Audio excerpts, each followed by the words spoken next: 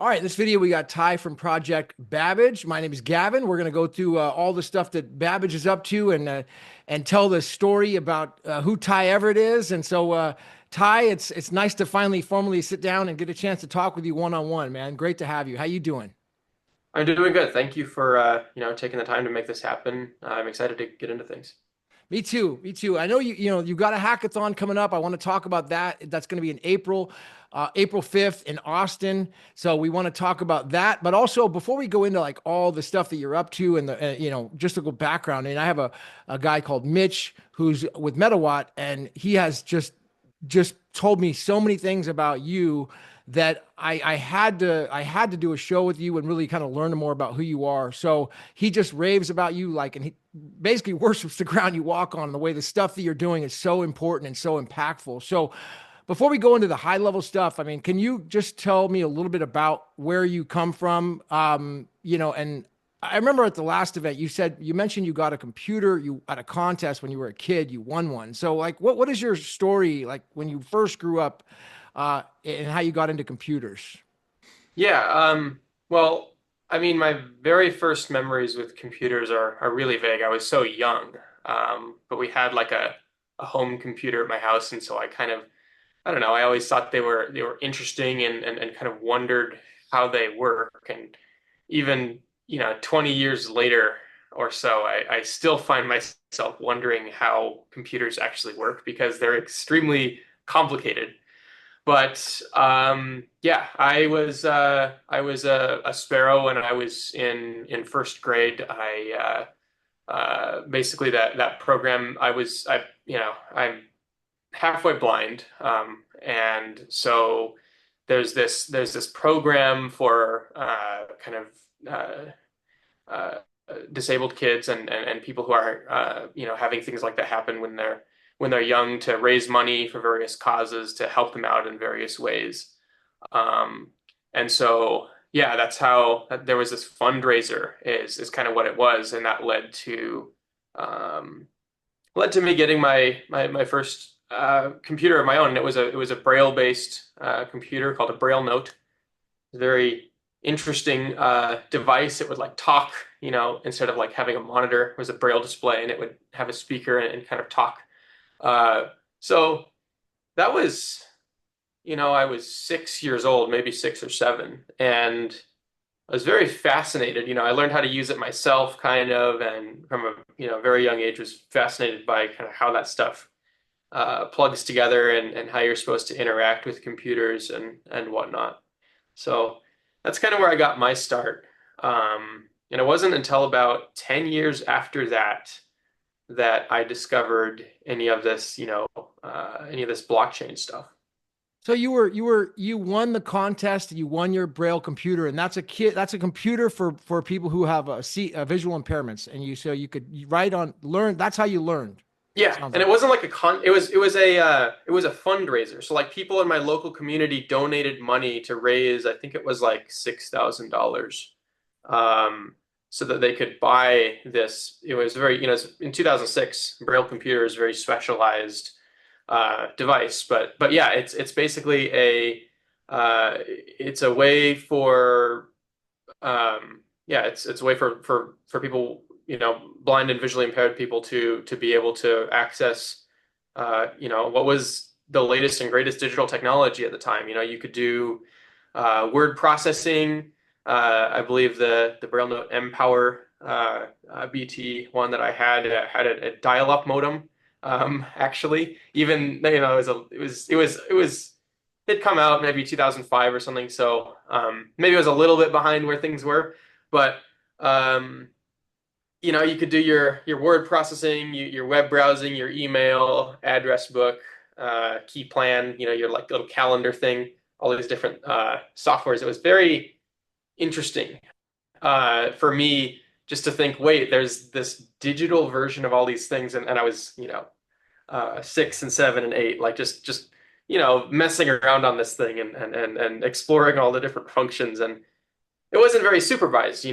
People, number one, in my household, like my family and whatnot, like some of them were trying to learn Braille a little bit, whatever, just to kind of understand where I was at, but like they didn't know Braille, so they didn't necessarily supervise everything that I was doing on there, so I could kind of mess around with all the functions and settings of the computer and get to know. It was a very interesting time looking back, actually, and I think kind of unique because it showed me, I spent so many hours just sitting there playing with that thing, and I don't know, it's probably shaped my perspectives on things and my relationship with technology more than I've really uh, even appreciated, I guess, until now.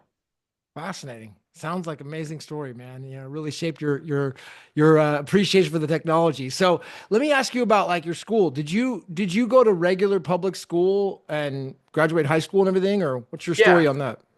yeah. So I did go to public school. I went to Griffin Creek Elementary, which is a school where I grew up, and it was I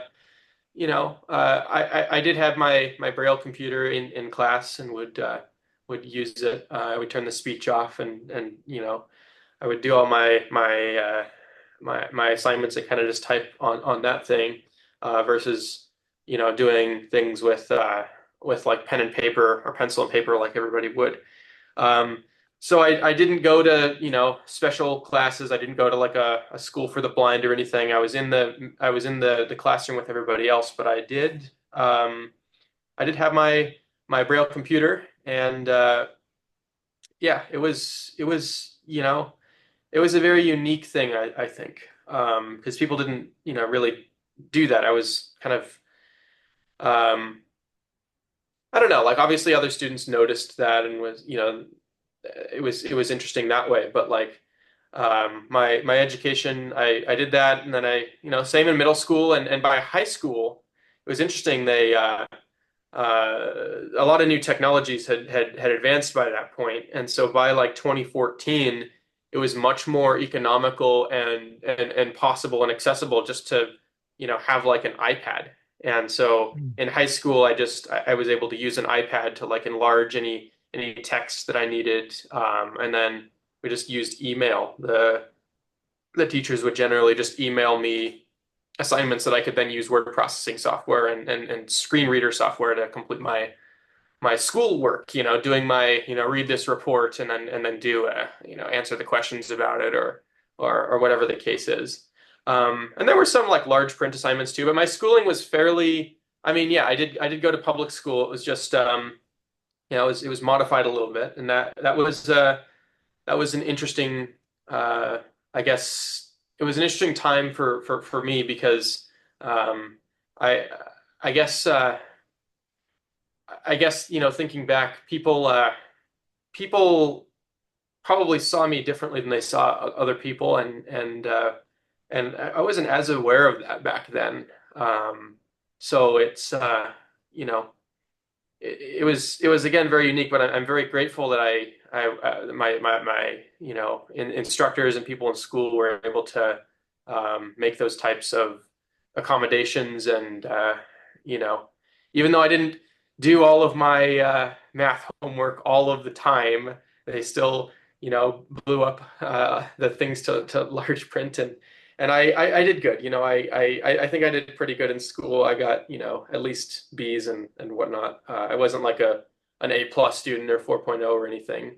Um, and I feel like I did my fair share of kind of goofing off as some people would do in their school years. But yeah, it was a unique and interesting way to grow up, I guess. So did you go? So you graduated what? You said around 2014? Is that when you No, graduated? I started high school in 2014. I was a freshman, and then I graduated in 2018. I And see. um, yeah, So yeah, go ahead. during that time frame, was that okay? Well, first of all, on the education, did you go to college? I did not complete a college degree. I did some. I had finished I'd finished like my credits for high school graduation most of the way through my senior year. So I did some like computer science at a local community college as part of my high school or whatever. Like they would let me go to that class outside of school or whatever for my and then I did one term at Oregon Tech over in Klamath Falls. and that was an interesting. It was an interesting time, but I just, I started to understand the computer science curriculum and the system of education, and kind of the way that the systems that we use are kind of architected, and I really didn't like it. So thankfully, by that point, I had discovered Bitcoin, and I left and I started uh, my own kind of startup by that point, and Okay. that was a good thing too. And so for for a little clarity on that. So basically I'm just I want to ask you about go back into the crypto stuff here in a second, but before I do that, let me just say, so when you left college, was it because like, well, they really don't offer courses on what you wanted to learn, let's say Bitcoin, or is that why you're like, this is not really, I'm not It really wasn't interested in because they this? didn't offer courses on Bitcoin. It was because I think the computer science, I was a little bit of I like to do things my own way and understand things my own way. And the systems of education, especially at the higher levels, become, in my view, a bit too prescriptive, I guess, just for my taste and my way of learning. And I like to explore things and try to understand how things work by practical experience, and by, doing some things that maybe you just don't learn quite so easily in college. I guess if you're me in that situation, right? Like I personally, it just wasn't for me, and I wasn't ready to enter the workforce working under some big company doing software development. At that time, I kind of saw myself as more of a disruptor, or trying to get into my own field of expertise, and change things a little bit, versus just going to work for somebody else. And Hmm. so I think those were the main reasons why I kind of left from the college education All right, pathway. so back to now back to okay, so 2018 you graduate. At what point did you hear what was the first time you heard about cryptocurrency or Bitcoin or Ethereum or what do you remember the Yeah. first thing that you found or Well, who I introduced? actually remember being in high school during the 2017 big craze, and I had known about it about a year before that. So I discovered, the Bitcoin stuff around, maybe it was mid to late 2016. I remember looking on Google and typing in Google, what is the price of a Bitcoin? And it was like $455 or something like that. And then it went up to I remember it being 1,000 at the beginning of 2017. And I remember telling my mom, I was like, wow, this Bitcoin thing, it went from 400, and then it was 700, and then it was 1,000. And so that's like, I was very, just like anybody, I think when you first, like, I didn't really understand it, but then I got on Reddit, and I didn't go on r/Bitcoin. I went on r/BTC. And during that time, there was some very interesting debates going on in the space. And you know, um, that's what really got me to start engaging with things. And I was learning how to code myself for other projects, anything I was just working on. I had my personal website, very old website, was on like TiWeb, um, back then, and I had learned HTML and JavaScript and PHP, just to be able to do that myself because I thought it was fun. And but then, as it started to turn into what is my career going to look like, I realized, well, having a career in software development, it's only going to be fun if we have this Bitcoin stuff working properly.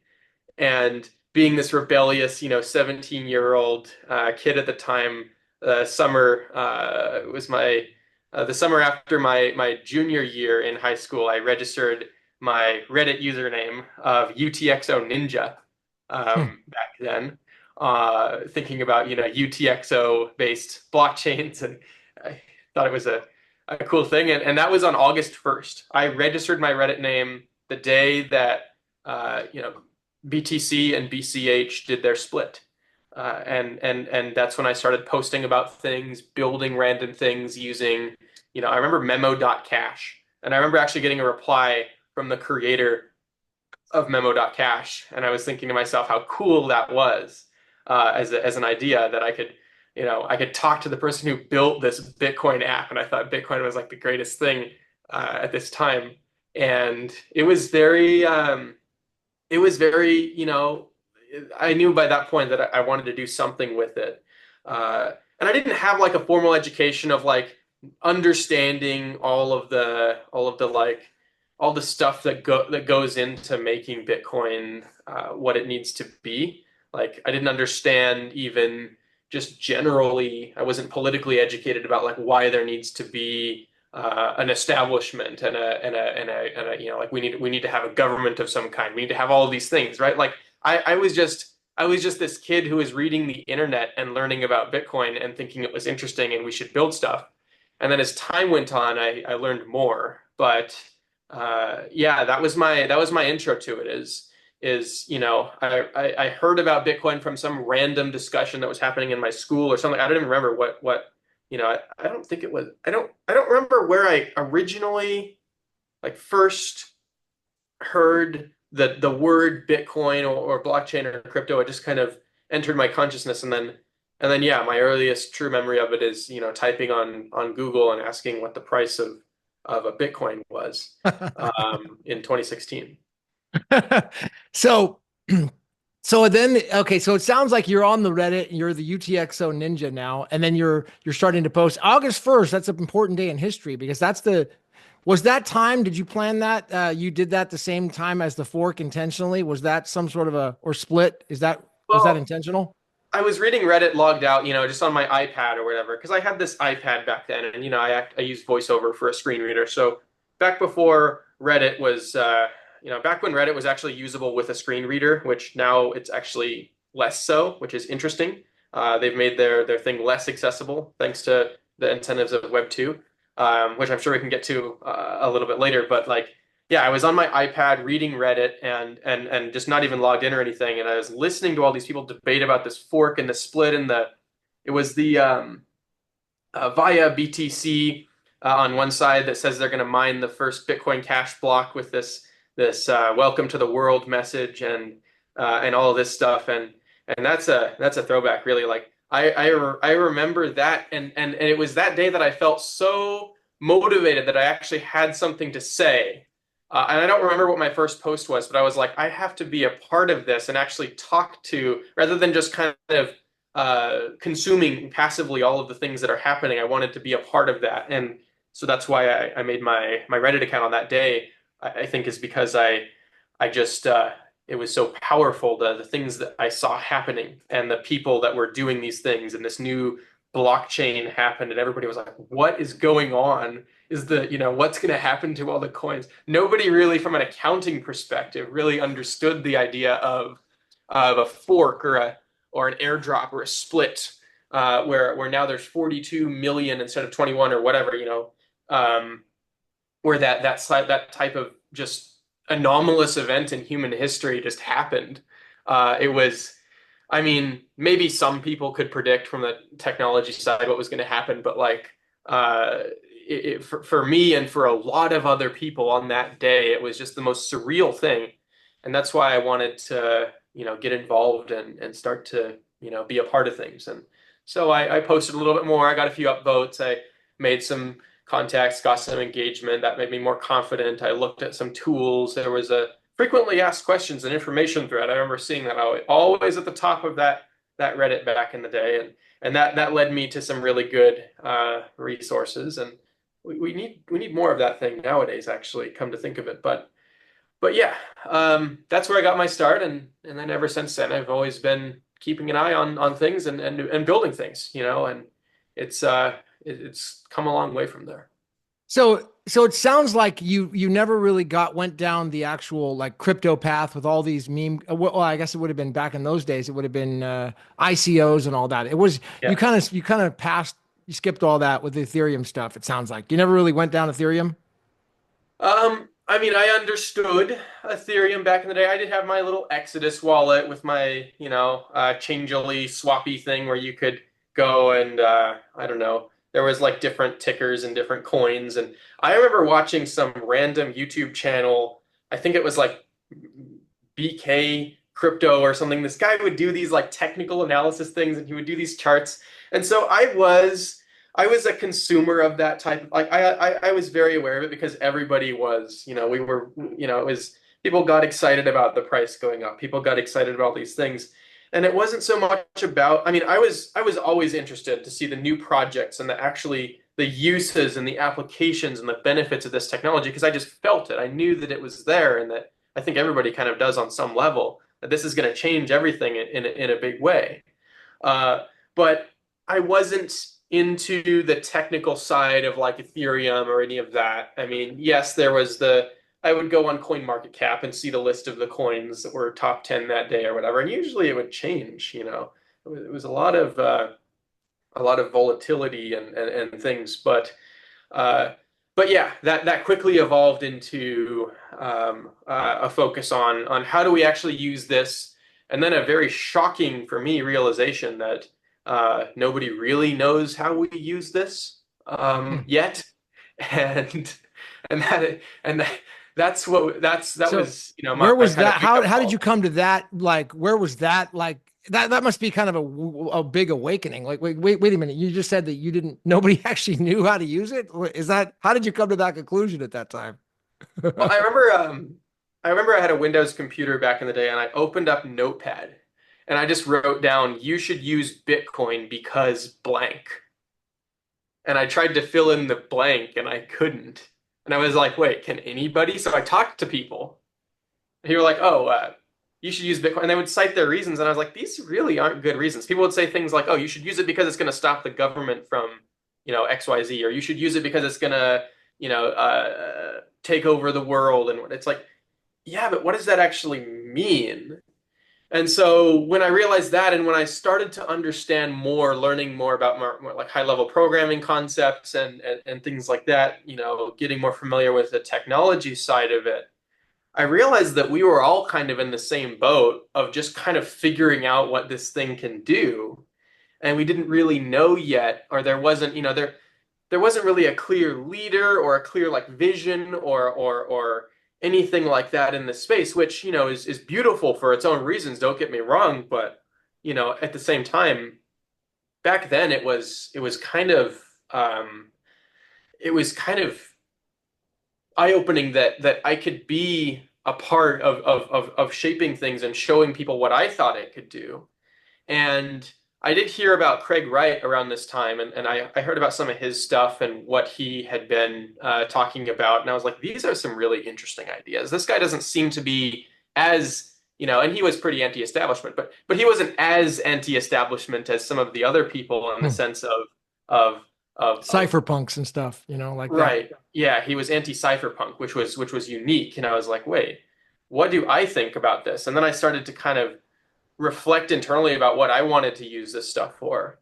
And so now I have a much, much better set of answers to that little fill in the blank that I wrote, 17 or 18 years old, which was, you should use Bitcoin because you think that we should get rid of all passwords on the internet.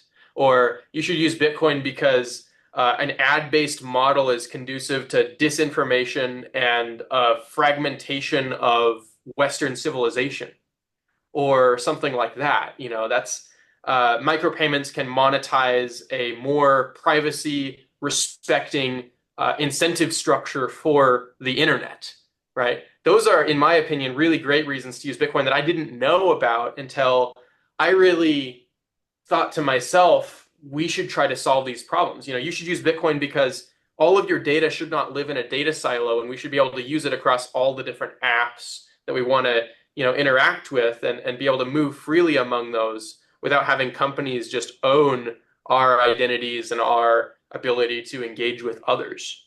Those are things that I think I didn't understand back then, and I started to realize that as I started to realize how the world works, which I think most people do. When I was about 19, 20, 21, starting my current company and whatnot, but yeah, that was a painful journey, because as I went along that journey, I had to let go of some ideas too. I had to let go of the idea that, Bitcoin is going to be this unstoppable, decentralized force that is going to make all governments completely obsolete, or something.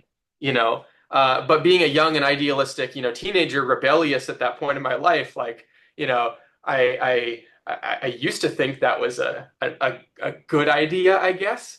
And then I got into the real world and I was like, wait, we need to coordinate. We need to understand each other. We need to not, we need to be able to get along with each other and have ways to resolve disputes. And I learned that through Bitcoin, honestly. I learned that through the forks, the governance issues, the anarchy that actually I think existed at that time within the power vacuums and the nobody's in charge or whatever of BCH specifically, back in the day. And learning those things allowed me to appreciate and derive kind of from first principles, I think, more than a lot of other people, what we should do and how we should do it and what, how do we maximize freedom?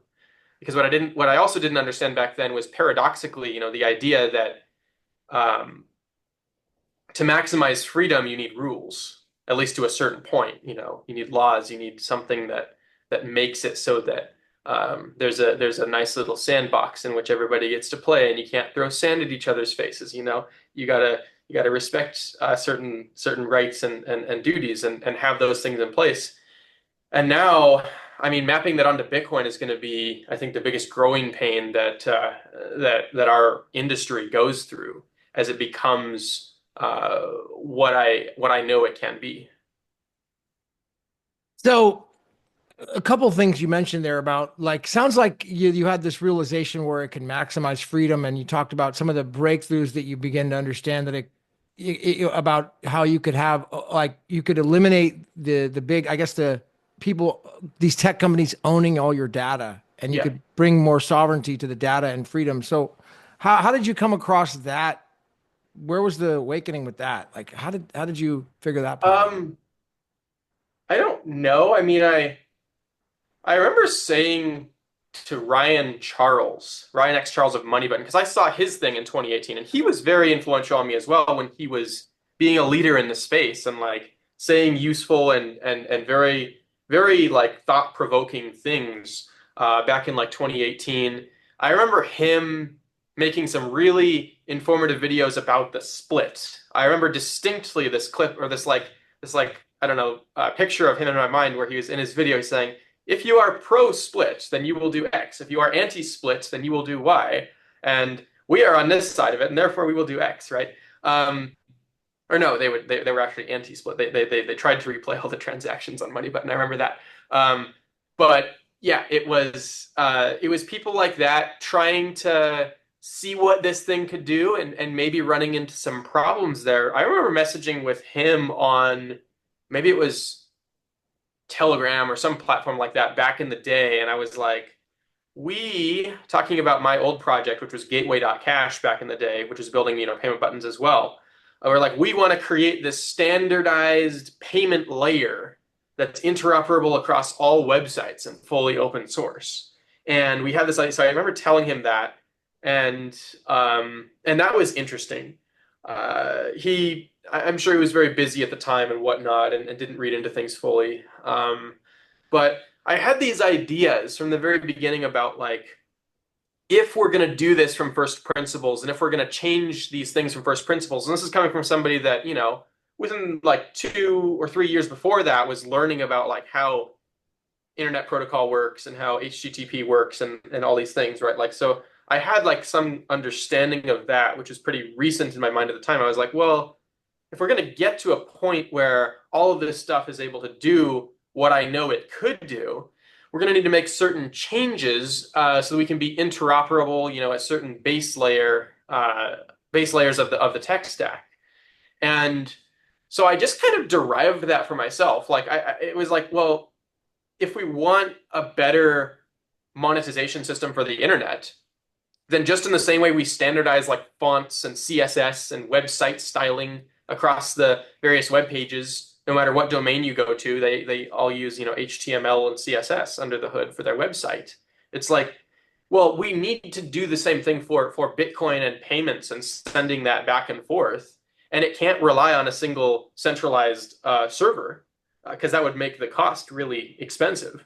And I understood that just because of, common sense. It's like if there's one central server, that's a problem. So therefore, we need to standardize that.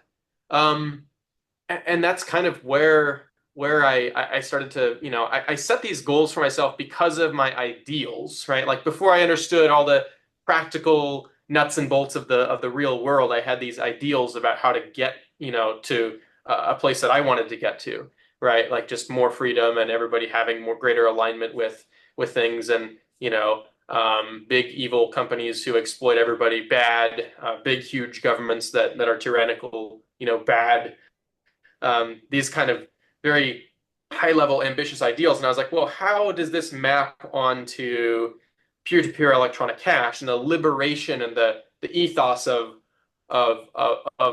that, especially the people back then who are having that kind of energy.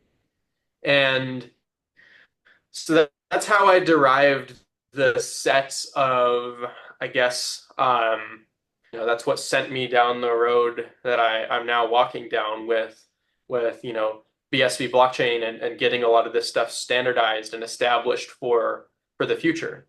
So it's going to be interesting to see where that goes. But also, looking back on this, trying to map those things over from my ideals into the real world, and then trying to apply my knowledge of technology to those solutions is kind of, I guess, what got it all started. So, when I'm on these listening to other people talk about, podcasts and cryptocurrency, and there's so many influencers that I follow that are all in, and they loosely talk about things. It's always, oh, the price, the price, the price. And you're going to make money. You mentioned something about peer-to-peer electronic cash, and I'm wondering, like, that nobody ever talks about that, and so very unusually. So how does peer-to-peer electronic cash fit into this vision that you have, for more freedom? It sounds like the vision you want Yeah. is more freedom for people.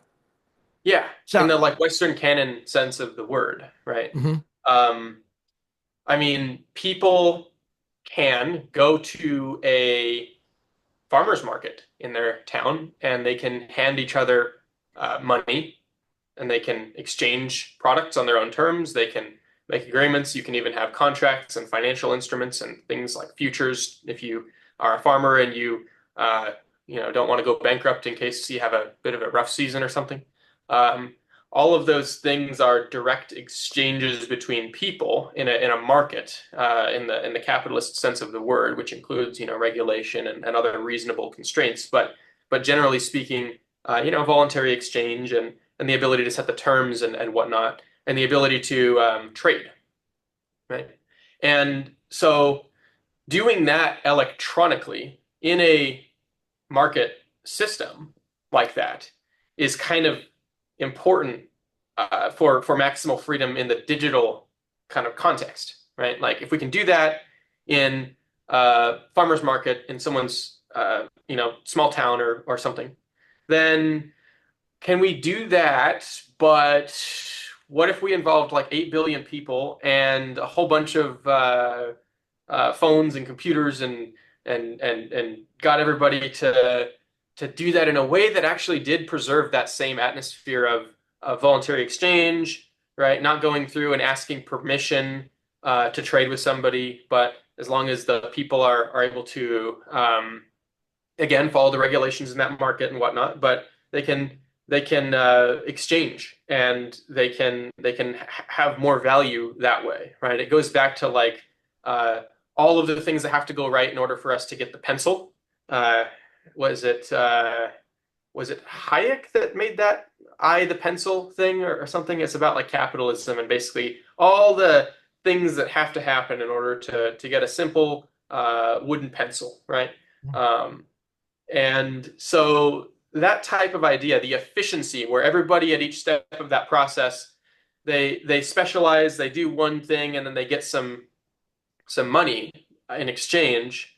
And then when everybody kind of does that together, then we have this coordinated uh, efficiency knock-on effect, so that a pencil can cost 10 cents or something, right?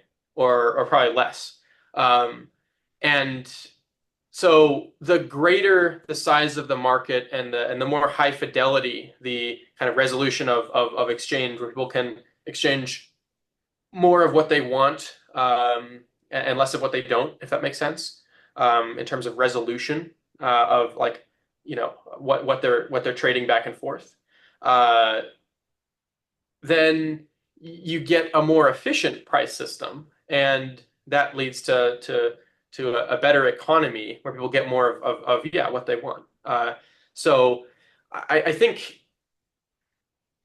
that's a big part of it. And building peer-to-peer electronic cash means having a system, an infrastructure, a set of protocols and standards and interoperability mechanisms in place so that no matter who you are, no matter what web, what computer system that you use, you can plug into that and you can trade with other people who also use that that trading system to exchange the things that you want for the things that they have for compensation in the digital, internet-based context.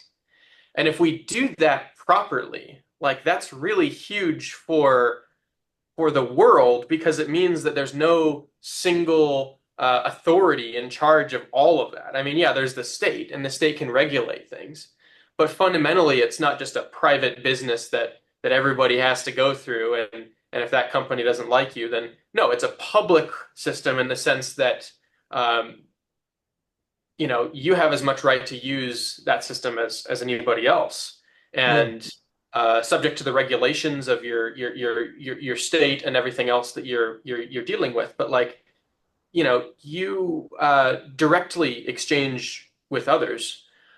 Same like we do information over the internet. You and I, we could use Zoom, we could use Microsoft, we could use uh, Google Meet, we could use anything like that to have this remote conversation. But it's the internet. It's that freedom to choose those things and to exchange that information.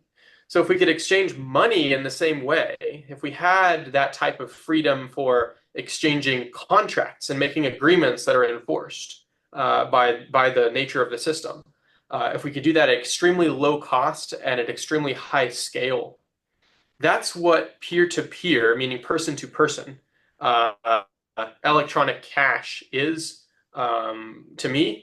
And I think if we got to that world, like we would be in a really good place as a civilization to help solve some of the other problems that we have with, I would argue might be caused a little bit by some of the other technology advancements that we have encountered over the past, uh, 20 years, and even in the past like 5 years with like AI and Chat GPT.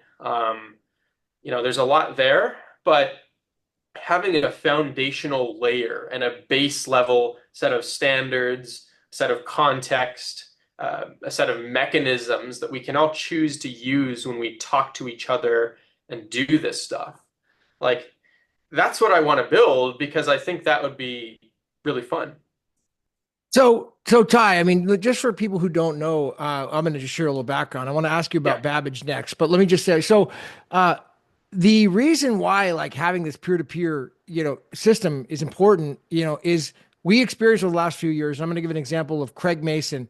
Old Craig is a friend of mine on X, and he got shut down from Patreon, PayPal, Square, Venmo, Cash App.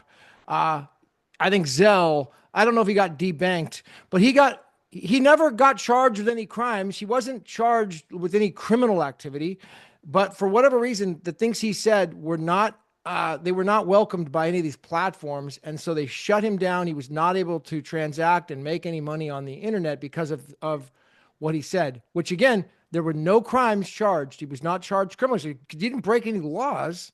It was just right. something that was not wasn't popular for the platforms. And so Yeah, that is the crisis that we're facing.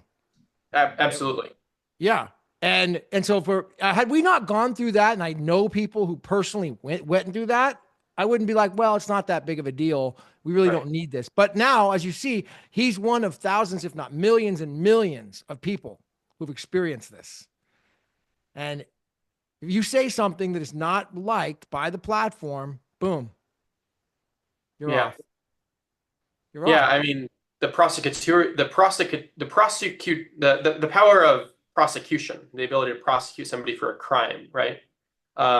Has traditionally been held by governments, right? You have a high standard of proof, and you have a due process that has to be gone through in order to make that type of to exile somebody, right? In the historical sense, where you would literally throw them outside of your city and say you can't come back into our city state or whatever back in the day. And that had to be a pretty there was a pretty high standard there, right? And so in the physical world, I think we still have that. I can stand on the street corner and protest, and I can say these things and whatever. And on the internet, I can register my own domain name, and thankfully the protections on that are pretty strong. But people don't have ways to interoperate with that and to exchange, directly when it comes to financial arrangements, contracts, other things like that. And so, yeah, I mean, finding ways to enable that, I think, would be extremely important because I feel as though, to a certain extent, and to an intolerable extent, by the people, the capital P people, right? Uh, a lot of these platforms has started to assume that sort of public prosecutor role that was traditionally reserved in the physical world to the state, right? Where if this private company, without kind of much due process besides what they choose to give you, which could be none, without that type of thing, you're thrown out. That's a problem. And the argument on the other side is that, well, everybody chooses to be a part of that private space, and there's no free speech in a private, on private property or something like that, right? But the other side of the coin is that when these platforms grow to encompass, networks of billions of people, and the interactions that those billion people have, right?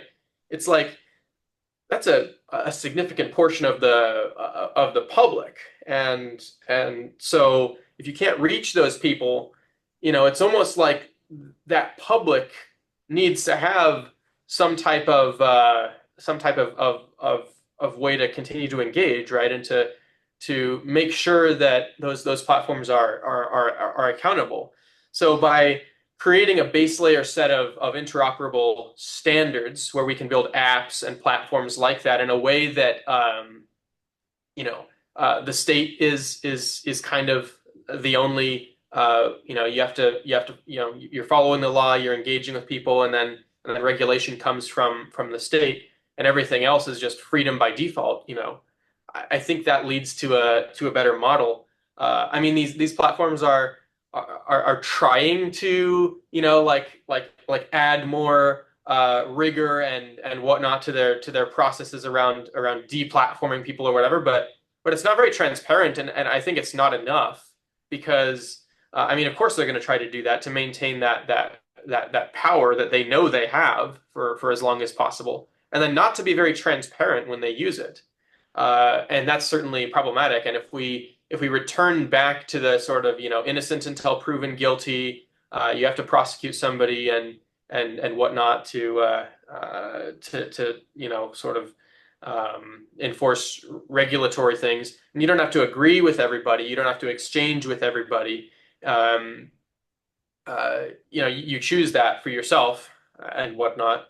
But yeah, when that starts to impact the public square and the ability for somebody to speak, it does become problematic, and there's a balance there. But I mean, I think we should try to establish these types of standards and interoperability layers so that it's not so easy for somebody just to build a platform, have a data silo, spy on everybody or use their data for targeting them with advertisements, keeping them addicted to the screen all day long, making them spend all of their time going down conspiracy theory rabbit holes and make them hate their local community and try to destroy the community fabric of their fellow neighbors and everything in there where they live, and in exchange for just plugging somebody into a completely addictive and unhealthy experience, right? Like I think that's not in the public interest. Mhm. So yeah, that's the other that's definitely I mean it's a concern, and it's something I'd like to see done better. And I think with the power of the BSV blockchain and a lot of the tools and systems that we're working on, we're going to get to a better outcome there, and we're going to make that type of thing available to more people. So take me back down to Babbage and how Babbage started, like where does what does the name Babbage come from, and like what was the idea, or was it your idea, like, or was it a Yeah. group of people or something? Okay, it was. Yeah, okay. So Um, then how did Babbage start? What's the story behind Babbage? And well, I mean, the Babbage story and my personal story are fairly intertwined. I'm the majority shareholder of Babbage. I started the company when I was 20 years old, and I started it to do exactly the things that we've just been talking about here. The idea was basically to create a company that does research and builds the infrastructure layers, the technology layers, the solutions that are very long term, for the future, and goes through the iterative learning process of figuring out all these details to get to a point where we can basically have computers that work for people and not the other way around. So Charles Babbage was a guy that lived about 200 years ago in the United Kingdom, and he did a lot of work, foundational work on the idea of computing. Essentially the idea that we could have a mechanical computer that could perform computations, uh, and that could automate the ability for people to set in motion a sequence of events that would lead to not having to do so much work, right? We should set in motion a sequence of events through computers that allow us to be more efficient, and where those computers are working for us, right? They're doing the things that we want. And that was kind of the idea, right? In that case, it was arithmetic. It was like, well, I want to add two numbers, or I want to multiply two numbers. And so, Babbage thought of that and made a device in the 1800s that could sort of try to do that. That was the concept. The one idea, yeah, he thought very, very long term about things and never completed his work. So I thought it would be useful to try to, complete that work in the modern context of, let's make computers complete. Let's make them act as tools like any other tool, not use them to uh, bring billions of people under the control of a tyrannical government or a tyrannical company, but actually make them work for individuals, and further that idea of the sort of Western person, right? The idea of a person who has freedom and has the ability to have these things done, and has the ability to operate in the world effectively, and make computers work in service to that, was kind of the foundation and the ethos behind the sort of name that I came up with for that. But yeah, I mean, originally the company was just a research thing. We didn't actually come up with the name Babbage until around May of 2021, about 5 months before I went to New York City to give my kind of speech about, introducing Babbage to the world. was this at Um, CoinGeek? yeah, it was CoinGeek New York. It was October of 21, but we thought of the name Babbage in May, and bought the domain and everything. Before that, the company was literally just called Peer-to-Peer Privacy Systems Research LLC. So that goes to show how adept I was at marketing back then.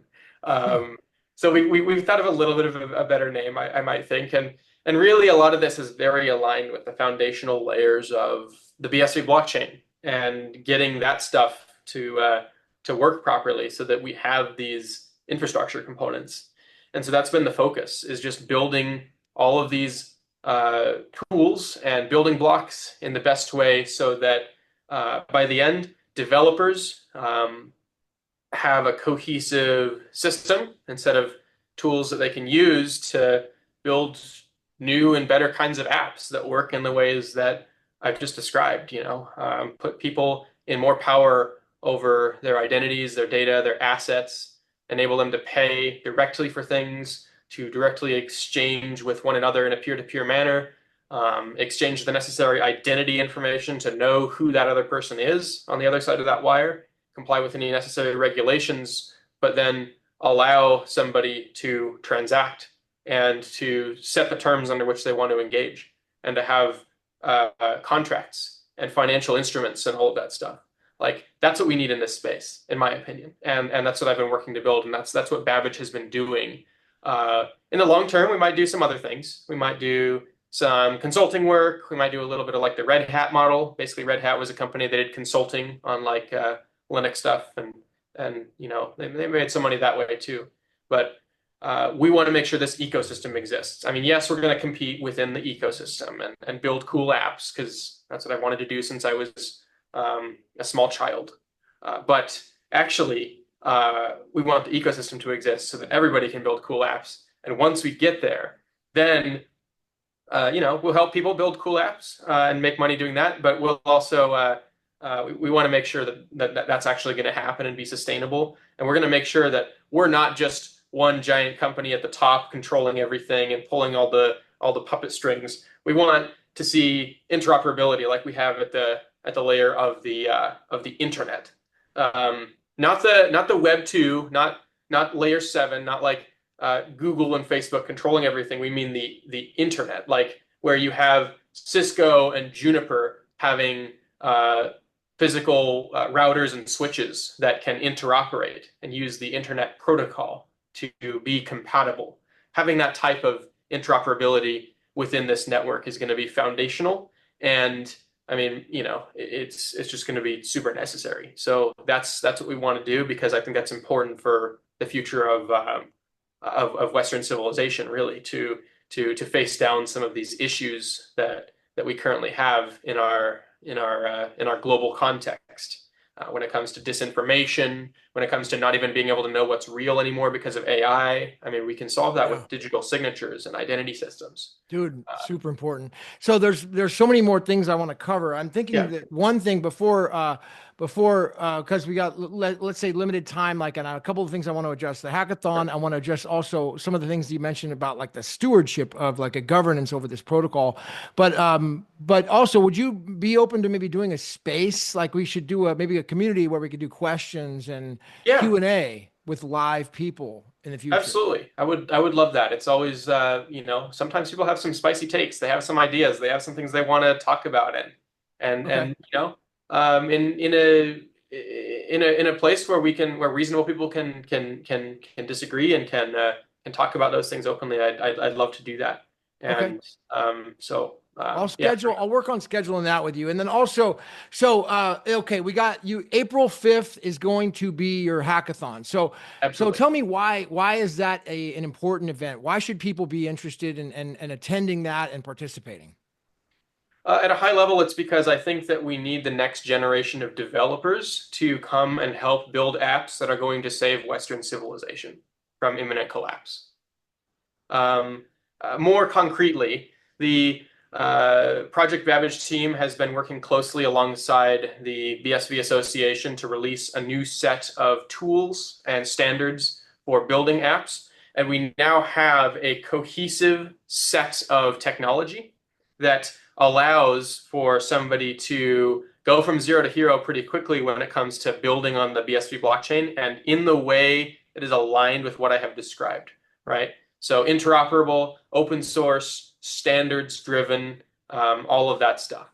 And so we have some really cool ideas for you know, for things to build, but we think that the developer community, people who write code and understand this stuff, can build even much better ideas. And we want to open that up. We want to offer $50,000 in prizes at least. So first place, you could win 30 grand for building a really killer idea on top of this tech. And so April 5th and 6th, bsvhackathon.com. Definitely would check out that website if you want to be involved. We also are looking for some ambassadors and some sponsors and things like that. So if you are a student at a university who knows lots of developers, or maybe you just have access and you can put up flyers. You can let people know about things. You can host a free pizza session or something like that to get some people to the event. We want to hear from you, and we want you to apply for the ambassador program. We will we'll help pay for that kind of thing, and give you a little bit of compensation for doing that with us. We'll also we'll also drive developers to the platform through travel sponsorships. So if you're a developer and you're not sure that you'd be able to afford to fly to Austin, Texas, and this is an in-person only event, but we want to see as many people there as possible, right? If you're a developer looking to build stuff, and you are wanting to you're wanting to attend, you're interested, but you maybe can't afford it. We have a quiz and sort of a travel sponsorship kind of entry process. So you can take this quiz, read the docs, really understand everything, and then show us that you understand all this stuff by going through that process. And then after you do, we might reach out to you if you're selected to sponsor your travel and your hotel in Austin for the weekend.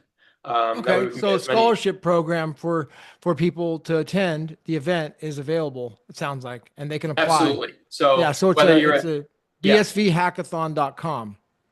Yep. That's a great idea. Anybody interested in a scholarship to go, this could be an absolutely huge opportunity for students or developers. Yeah. We will sponsor your travel to the event and your accommodations. We can work on a case-by-case basis with people to kind of figure out what makes sense. If you're already around the region or whatever, we can work with you on getting you there.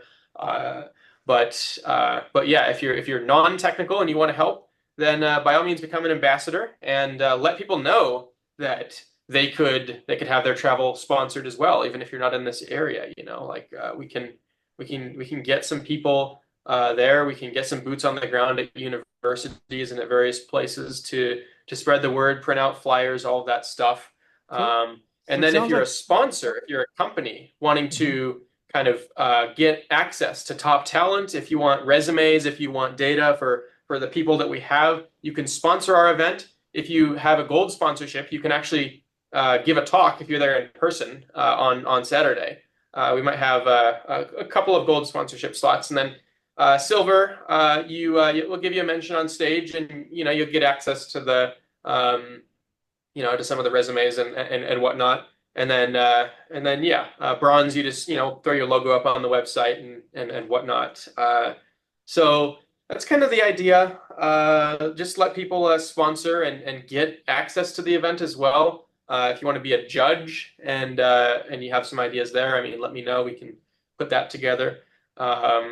And so, yeah, I mean, those few groups of people, when combined in the right way, I think can create a really great hackathon experience. And we're very excited to see what people build.